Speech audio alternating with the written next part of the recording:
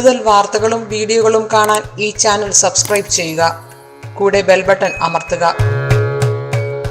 നമസ്കാരം.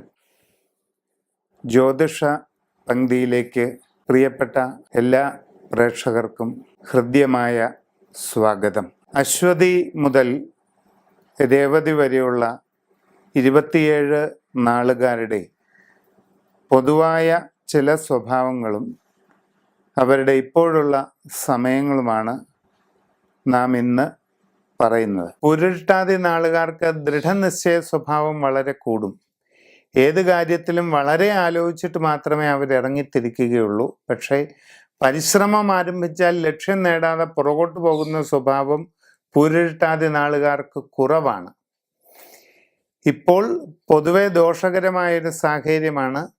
അപ്രതീക്ഷിതമായ തടസ്സങ്ങളോ ബുദ്ധിമുട്ടുകളോ ഉണ്ടാകാം. തൊഴിൽ രംഗത്ത് പലവിധ തടസ്സങ്ങൾ അനുഭവപ്പെടാവുന്ന സമയമാണ്.